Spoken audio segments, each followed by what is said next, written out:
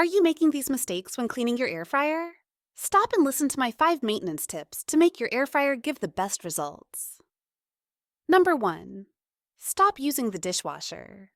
Yes, many models are officially compatible with dishwashers, but what they don't tell you is that strong detergents and high heat can damage nonstick coating, reducing their effectiveness and lifespan.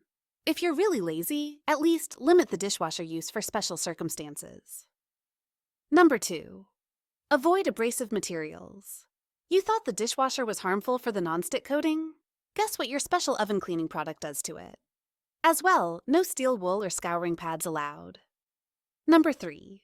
This may be the most obvious one, but if you want to avoid points 1 and 2, the best way is to clean your air fryer as soon as possible. Ideally, you would clean it after every use so the filth doesn't build up. Some of the grease and oil will be removed more easily if the surfaces are still warm, so you can clean it quickly before you eat your food.